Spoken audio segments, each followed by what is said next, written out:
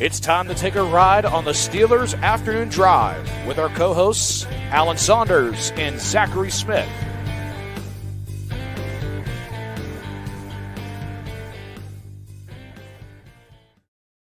Welcome into another episode of Steelers Afternoon Drive. I'm Zachary Smith. That is Alan Saunders. Alan, how we doing?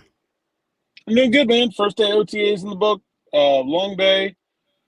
Learned some things. Now it's raining. You know. Yeah, I see that in the forecast for several days in the near future as it relates to the rain. Yeah, we may have some indoor practice tomorrow. I don't know. Yeah. We'll see. We get comments from time to time, like people love that there's like a second delay before it actually starts playing the intro where we're just on the screen as a still shot. I don't know what, I think it might have been like 5 or 6 seconds where we're just on the screen today before the intro starts playing. So I hope people enjoy that. Get your best screen grabs in for those 5 to 6 seconds that we're just on the screen. I don't know why that happened today, but I looked up and it said like 6 seconds before the intro actually started playing. But anyways, we are here. OTAs taking place. Another step here as we push towards the season. Alan was there. Aaron Rodgers was not. I can't wait to dive in and ask what you saw, Alan. I guess let's just start right there. What off the top of your head stood out to you, if there was anything? Oh man, I mean, there's nothing like super unexpected. Couple of notable absences, and like. The frustrating thing is, like, I can't talk to you about everybody that was and was not there. Mm-hmm. Like, there are rules about what we're allowed to report and what we aren't. So, like, I put out some video with the edge rushers and Nick Herbig, with the first group, which should tell you about where TJ Watt was. I believe Pat Freiermuth did confirm that DK Metcalf was not there. There were others. They don't have 100% attendance on any one of these days. I will be surprised if anybody doesn't show up at all. But I do wonder about TJ Watt. I do wonder, it's not a big deal for a veteran not to come to OTAs for a day or even a week. But I wonder if it's just that he's on vacation or enjoying his time with his new child, or trying to send a message about his contract, right? Like, which is it? Because the last thing we've heard from TJ Watt was deuces. Yeah, right. Yeah. So regardless of what he's trying to say, the message that's going to be sent, I think, is going to be portrayed one way, regardless of what he wants it to be. And it's going to be the latter of what you said. I'm trying hard not to do that because it could very well just be those other things, like I said. And I'm sure, like DK Metcalf, it's not a big deal that he wasn't there today. It doesn't matter. Like, OTAs don't matter. Cam Hayward very forthright said, "I didn't go to OTAs last year and I had a great season." So, like, it doesn't matter. I'm surprised he's back. Kind of. That's just Cam being a leader, but I think. I would hesitate to read too much into OTA attendance, but a guy with a known contract issue is maybe one of the areas where it's okay to read a little bit into it, right? Yeah. Tinfoil hat. Is it possible Cam is there because he knew TJ wasn't going to be? Oh, I'm sure that Cam was aware of whether TJ was going to be there or not. I'm sure that Pat Freiermuth and Mason Rudolph were aware that DK Metcalf wasn't going to be there. These guys talk all the time. And in fact, now Pat said that DK had been around during phase 2 of the offseason conditioning program, where the players are allowed to be together on the field. They can't do football drills, but they can do walkthrough stuff. And, he said he had been there through a lot of that. And so, it's not like he's just blowing off. But I didn't hear anybody say anything about TJ Watt. So I don't know. I guess we'll find out. Okay. All right. Yeah, I think that is probably the one, if you're going to be monitoring attendance from the outside looking in based off clips that you put out there, that is going to be the one that people are. Yeah, that's the one that people are going to be looking at. Yeah, right. Exactly. We'll circle back to that as a non-OTA topic that will tie in to OTAs, obviously. But I want to stick on the OTA stuff because, your post practice video that you post after everything, you and Brendan Howe talking about it. The one thing that I did think was interesting to take away was you guys talking about Will Howard and making it seem like he had a pretty rough first experience going from that obviously leap of college football and then rookie camp, and now it's OTAs and it's like all NFL guys. What did you see that made you, come off that way, that maybe it was a little bit of a rough go for him on day one? I mean, I think it's just welcome to the league. Like, it's not like he was doing anything wrong or awful. It just didn't look smooth, didn't look fluid, didn't look comfortable. And like, you and I have talked about this a lot. We talked about Joey Porter in 23. Yeah. We talked about Roman Wilson last year. I don't think that's really cause for any concern. It's notable when I don't see a rookie that struggles early on.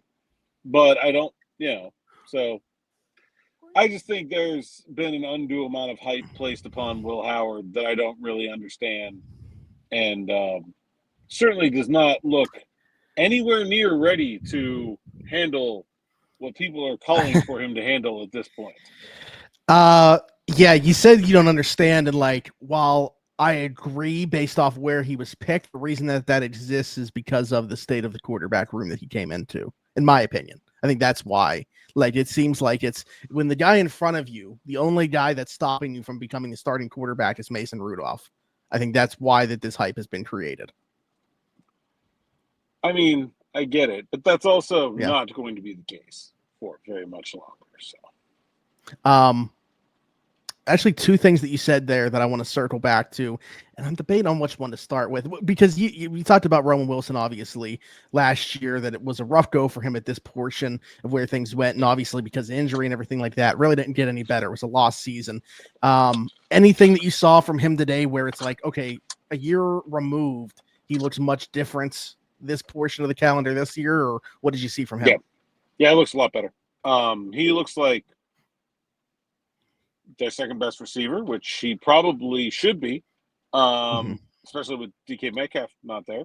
But I thought he looked really good. Now, we'll see how things go. He's going to have to be consistent, but I thought he looked really good in practice at the end of last year, and so it's encouraging to see him continue that. And we'll see how things go, but I think a strong start for Roman Wilson in 2025. Sticking within that wide receiver group, I feel like a name that is the early one to me, as like every year we have that guy within the wide receiver group that everybody is super excited about. I think they're going to end up being like a preseason game darling or whatever it is. Rock Taylor seems to me like the early guy that's going to be that. Anything that you saw from him today? Can't give you anything I saw about Rock Taylor today. Sorry. Yeah, I had to. There was like 4 people in the comments that brought him up. So like people were asking about him, felt like I had to ask about him. That to me right now, I don't know why. That's another one where I think, again, because of the additions or lack thereof within that room, I think people are propping up probably more than they should. I mean, don't get me wrong. Like he's got some intrigue to him. I get the size as a UDFA and everything like that, but this is a guy that we typically wouldn't be having this type of conversation about if this team added to that group meaningfully. Yeah, hoping to get an update on Rock for you for tomorrow, but I got nothing for right now. Sorry. Okay. Hey, sticking with receivers, I guess we should bring up, my goodness, what an addition to the all-name team by the Pittsburgh Steelers. Montana, is it Lamonius? Craig? All right, I'm glad I got that on the first try. Who was actually with them at rookie camp, and I had no clue about. Otherwise, I would have been, beating this guy's drum for a while that he should be on this roster, because if anybody knows me, I am like this. This is the aura right here that I'm talking about. When you got a name like this, you should be on the roster. Can you tell me anything about this guy out of Arizona? It's where he went to school. Transferred from Colorado to Arizona. It's funny because I saw the height and the weight. It's like 6'2", 195, like you kind of think like bigger receiver, right? And he's wearing 14, which we'll get to in a second, because I did talk to him today. But you go, he looks kind of little out there. I don't know. Is it just the 14? Like, he's a lot smaller than the last 14. I don't know. But I think he's had a lot of injury problems from what I've read. I can't say I know too much about him. Very well spoken. I did talk to him after practice. He told me he's glad he has any jersey, doesn't care what number it is. And I think he's a guy that, from what I remember, rookie camp looked like he kind of belonged. So we'll see if he's able to stick around. Okay. All right. Yeah. I mean, I'm, again, just because of the name, curious as to what he's going to look like. Arizona had last year Ja'Cory Krosky-Merritt and Montana Lemonius Craig. So they had two guys combined 6 names in their offense. Poor play-by-play guy. Yeah. Oh my goodness. Yeah. Was there anything you said? I don't know if what you said there afterwards is what you wanted to come back to in terms of the number, but is that all you just say he's happy to have any number? Oh, I talked about this with Brendan, but I want to run it by you. Like, there were other numbers they could have given the guy they signed as a rookie tryout. Oh, sure. Yeah. You think that's kind of like the first time they gave out 84 after AB was like some I don't remember who it was, but like scrub barely on the roster rookie too. Like, is that kind of a shot? Like, do you think that is? I mean, I don't know. I don't know what to think. Like it, yeah, kind of. I mean, like you said, it could have been literally any number. It's not like he walked up there and asked for the number 14, and even if he did, they could have said no and given him something else, but very, very willing to just hand him that number. I don't know. I kind of want there to be something to it, to be honest with you. So yes, there was. It was intentional. Well, they kind of tried to I feel like they were trying to Calvin got Juju's number and Kendrick Green got Pouncey's number. I felt like they were trying to push some things there, and I don't know. This feels very much not that. You know what I mean? Like this is something else. Yeah, a long shot to make the roster, just getting that number right away. Somebody else strap it up. I get it. And again, I don't know if there's any intent behind it, but I'm going to pretend that there is. Something else I want to circle back to, because you mentioned it's more surprising when you see somebody like a rookie, especially an undrafted one in this setting, actually show some things and look like they belong early on. But I feel like it was this time, maybe a little bit later, we were talking about man, this Beanie Bishop guy looks like he might actually be something. And then you brought him up right there, talking about him. First off, love the hair that he's rocking right now too. But what is the noticeable jump, if there is one, that you can see in this setting for a guy like that? It was funny because last year I walked in the locker room one day and there's Beanie with a full afro.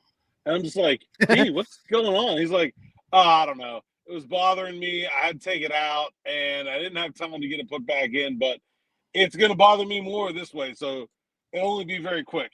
And it was 2 days later and he had it back in cornrows. So I think it's probably short term, but we'll see. I did talk to Beanie. Okay, so it's this is how it naturally is. It's been it's just he let it. This is let it flow today. Okay. Yes, yeah. That's the underneath it all Beanie Bishop. Man, he's talked like a guy who feels like he's pretty secure is the wrong word, because he said look, I'm an undrafted free agent. I'm always going to be undrafted free agent. I'm always going to have that chip on my shoulder. They drafted a guy in the 7th round. I was undrafted, so I'm not going to look down my nose at him and say oh, this guy can't beat me.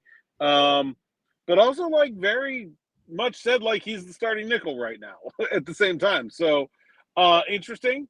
I don't think I would have thought that. I would have expected Brandon Echols to have that role. Does not seem like he does right now. Now look, these things can change a lot. I think 1 year, was it who was there's 1 year the guy who was the starting slot corner the first day of Josiah Scott was a starting slot corner first day of OTAs, didn't even make the team. Not only was not still the starter, ends up getting cut. So a long way to go before we get there, but hey, Beanie Bishop's starting slot corner. Not that it would put the roster spot in jeopardy, but does that make you question, say it does stay this way again, obviously a lot of time, but say that, from now until the start of the season, nothing changes within the depth chart there. Does that make you question, the role of Brandon Echols a little bit more, or I guess, even the domino effect, Corey Trice in that regard, because if Echols is going to be the primary guy on the outside, if that's the job that he ends up winning, does that change things for Corey Trice? I think the biggest thing is that it feels like then that James Pierre is very redundant at that point, right? Because you've got your backup outside guy and you got your special teamer, and he's both of those things, but they don't need either of those things. I think that's probably the place I get to right away is that assuming Echols can be the punt gunner, then they probably don't need James Pierre. Yeah. And I think that's a pretty good look. If your corners are Porter, Slay, Trice, Echols, I think that's a good 4 outside corners. I just don't know about just Beanie on the inside or what the other plans. Maybe Sebastian Castro makes the team. Maybe it's Kent. We'll see. We got a lot to learn there for sure. Castro, by the way, with the safeties, not the nickels today. Okay. All right. Something to keep an eye on for sure there as well with the versatility. Something that popped in my mind that I want to ask you. We normally get questions from other people, but this popped into my mind. When you are in this setting, and we talked about obviously Roman Wilson last year compared to Beanie Bishop last year and the vast differences with one looking like they belonged much more than the others at that time. What is it that you are looking for or see that makes you feel that way one way or another? This time of year, I mean, part of it is what the team is giving them, right? What kind of reps are they getting? What kind of not just are they working with the first team, but how are they being challenged? Who's leading in a group of players at one position? Those are the kind of things that I'm looking for. Body language, guys like rookies look like they are permanently lost and don't know where the bathroom is. They're ever an elementary school kid looking for the bathroom. If you can picture that in your mind, at the mall, maybe just wandering around with their hands in their overall pockets. I don't know what I'm doing here. That's the permanent state of affairs of every rookie. At one point today, Y.A. Black came running over to a group of pads, stared at them, looked back over his shoulder, looked back at the pads. That was no, wait, they're over there. He obviously got told to go do something and could not even figure out how to do that. That's rookie all the time. And so I think when you see guys the second time around, you're looking for more of them to come out and not just the lost kindergartner. You want to see what this person is really like. Or do they have energy? Are they a motivator? Are they a talker? Are they an instructor? Where is that coming out? And I think that's really what I'm looking for with a guy like Beanie. I think you can probably say a lot of those same things about Troy Fautanu, Roman Wilson, some of those second-year guys that are in uncertain circumstances. What do you think about, obviously, in this, I keep going back to it, but I just feel like I just need to preface it every time that I bring up an individual player, just preface by saying in this setting, obviously, pretty much lost season for Troy Fautanu last year, but I think physically is probably the biggest thing to look forward to in this setting, how he looks. What did you make of anything that you were able to see there? Yeah, I mean, full context. They're not blocking anyone here. It's basically walk-through pace. But in the exercises and drills I saw, he looks fine. He said he's close to 100%, does have some things he still has to do maintenance-wise, but is basically full go. Also reiterated that the injury was not anything to do with the injury that he had in college that caused some people to have draft skepticism about him. It was just a freak accident. And, so, I mean, I have a lot of faith in Troy Fautanu. He did not look like that lost rookie last year. He looked like a guy who knew what he was doing, who was ready to take a starting job away from Rodgers Jones last year, to be honest. Like, that's what he looked like. And he said today, Mike Tomlin says he has, like, high expectations for him. That, like, he doesn't get – he basically said, like, I don't get to be a rookie. Like, my expectations are of a year 2 player, not of a year 1 player, even though I only played 1 game. And, like, I think that's very fair because he came in with a different mindset and attitude and awareness than most rookies. He's an older rookie, so I think that helped that process too. But, yeah, man, he looks really ready to hit somebody. Probably more than just about anybody else out there. He looks really ready to hit somebody. Love it. Yeah, I mean, you mentioned high expectations, not only, I'm sure himself, Mike Tomlin, I have very high expectations. We know how DB feels about him. So certainly need it too. I'll make sure to forward those and that he's aware. Yeah. But in addition to everything else, Smitty and DB are really counting on. Yeah, let him know. Let him know. Last thing I want to bring up before we answer a couple questions here, I mentioned that we would circle back to the Aaron Rodgers QB talk. Aaron Rodgers not there. Let's say in a scenario he just ghosts the Pittsburgh Steelers or decides to go a different direction, retire, does not want to continue playing football. Was put out there that Kirk Cousins still on the Steelers' radar. I keep going back to this, and more and more with it being put out there, and maybe this is just negotiation through the media or whatever, but with Atlanta seemingly unwilling to pay down much of that contract, I have zero interest in acquiring Kirk Cousins, giving up a pick and paying a large chunk of that $37.5 million to do so. What do we make of all of this? Well, it would be 27.5. $10 million is prorated. 27.5. That has to stay with Atlanta no matter what. And so after June 1st, the Steelers after June 1st is just for Atlanta's benefit. It actually doesn't change anything for the Steelers, but it's inconceivable that they would do it before June 1st. They could get him for $27.5 million guaranteed. I think there's also another $10 million guaranteed the following year on the deal. I don't have any interest in this at all. Like even if they could get Atlanta to pick up most of the salary, then they'd just be paying a higher draft pick. I thought he was really bad down the stretch last year. I can see the logic in Rodgers. I don't see the logic in Cousins.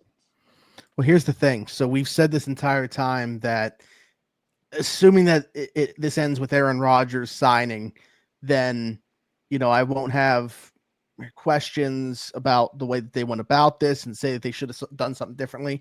If you end up acquiring Kirk Cousins, giving up a draft pick to do so, taking on whatever money this year and $10 million next year, then I am going to say, man, I would have rather, because, $10 million next season is what the guarantee that Justin Fields got. I would have rather just done that than acquired Kirk Cousins. Yeah, I agree with that. Yeah, like the whole process this offseason has been about being cheap at the quarterback position. Mm-hmm. That has been a clear focus. I don't understand going away from a clear focus to do that. Like, it doesn't make any sense to me.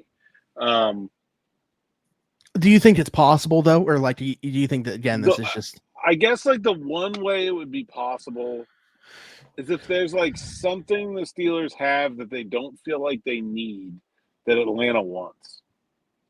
That's not a draft pick. Because like they obviously need and badly want the 26 draft capital. Sure. But like, could the Steelers interest them in a rotational defensive lineman that they seem to have an extra one or two of? I don't know. Like, that's about like all that really comes to mind. But like, could you trade DeMarvin Leal for Kirk Cousins?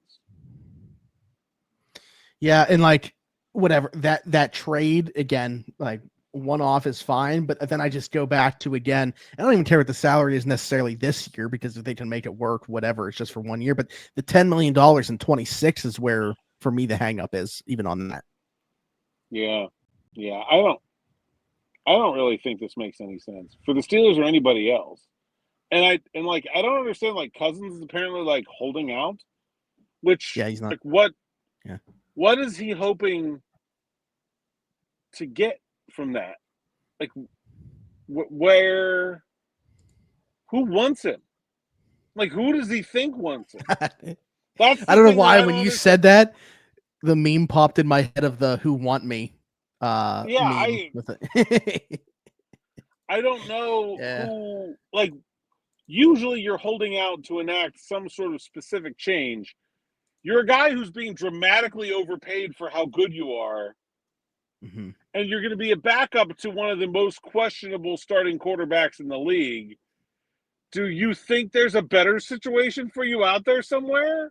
And where is that? The Yeah, Saints, man. maybe?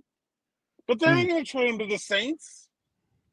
So, like, I don't know. I don't know What kind of statement would that be if Atlanta was like, yeah, this guy, we think this guy's so bad that we actually want him to be the Saints we're starting going to quarterback. eat money We to want him. trade you to the Saints. We want him. We want to go That's against him twice. that's actually quite good. I'd like that. Forget the Steelers trolling George by giving somebody 14. That is the ultimate disrespect there. Oh, absolutely. Yeah, I can't really get my head around what Kirk Cousins is thinking here. That, like, where is his ideal outcome, and how is it better than backing up Michael Penix for $27 million? Mm-hmm. Penix isn't very good. Like, it's not like this is like some insurmountable tasks to get ahead of it. If it is, Cousins shouldn't be playing at all.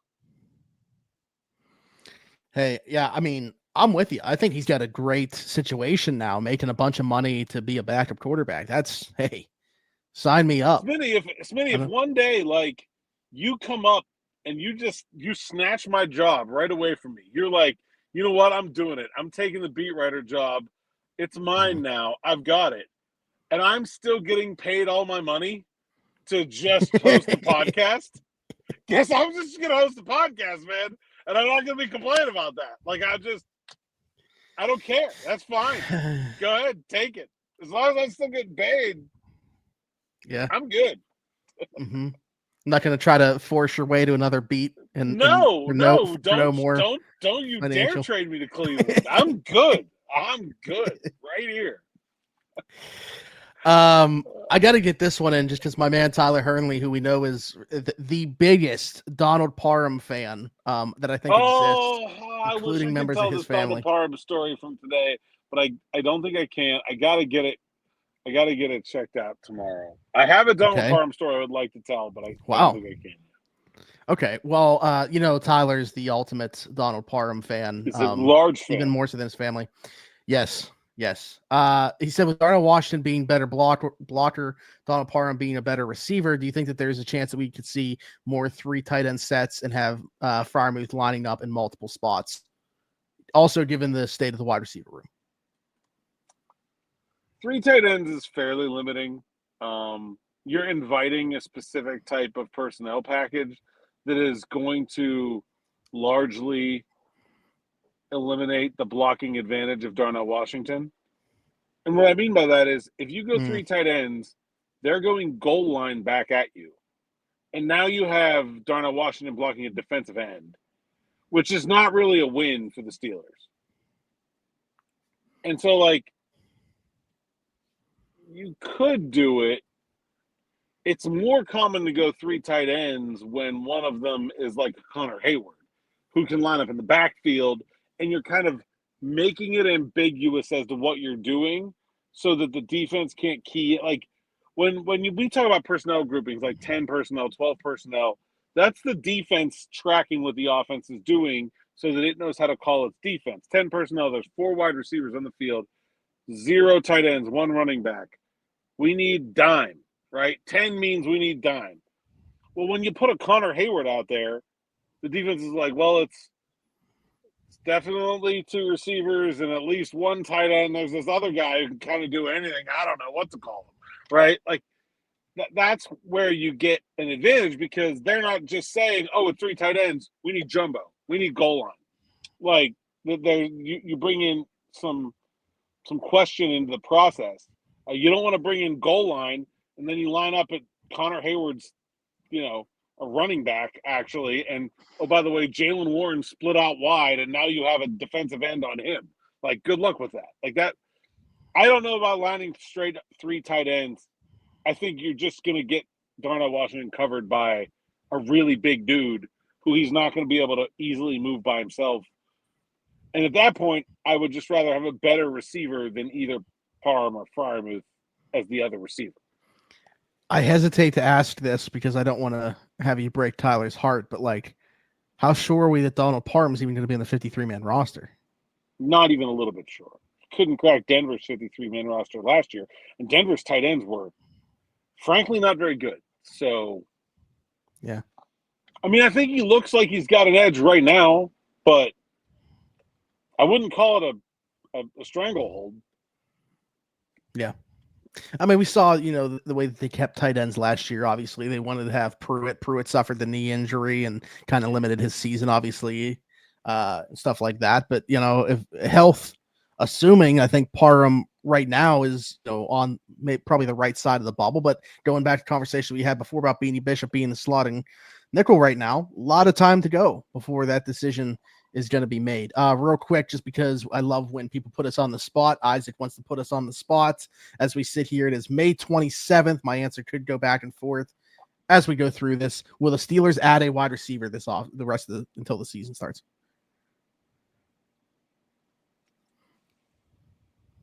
Yes. Yeah, I'm at yes right now too. But the thing is, assuming meaningful is part of this too, right? Like they could add another receiver. Well, I mean, they did today. Montana Lamonius. Yeah, that's what I'm saying. They could do like this type of thing again, and I don't think that shouldn't count as my answer being yes if they do something like that. I'm talking like somebody that I think ends up being on the 53-man roster and is somewhere within their top 4 or 5 receivers. I think that's the big thing, though. Like my answer would have been yes to this last year at this time, and we saw, they added Ben Skoranek, they signed Scotty Miller or whatever, but they didn't make like the Brandon Ayuk move either. I don't know that I'm expecting something like that, but whether it is somebody that's on the outside looking in Houston or Green Bay or whatever like that, I think that's where I'm looking, is one of those spots. I would think that they will add someone who will at least legitimately challenge for a roster spot. Now, it could end up being like Quez Watkins, who brought in last year and like did legitimately challenge for a roster spot and had a reason to think he might earn it, and then he ended up not. Okay, but like I think it will be someone like at least of that ilk who will legitimately challenge for a roster spot. Yeah, I'm in the same space right now, but ask me again in a couple weeks. This same question is going to be asked every time that we put out for questions. I think Roman Wilson has a chance to change the answer to that question also. Okay. All right. Yeah, that's, again, one of the, you put out there an article about 5 most important things to watch at OTAs, or was it things or players? I had 5 players with the most approved 5 players OTAs. With most approved at OTAs. And I absolutely, he should be on that list, and we'll see what that looks like for him. But Alan, until tomorrow, tell the people they can find you. Saunders _ PGH on X, Instagram, TikTok, and Blue Sky. PGH Steelers Now sites account, SteelersNow.com. Go there, read the words so I can get paid. Sign up for SN Plus, and then I get paid directly by you instead of annoying third-party admin.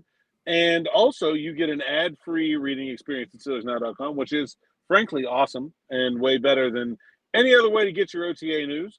And we will, just because we're awesome like that, give you a shout-out here in the bottom ticker of the podcast, and we do have a new one for you.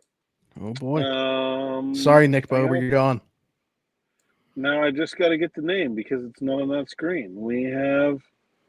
Oh my goodness! Did they sign up without a name? Really? How's that possible? I don't know. It just needs the email.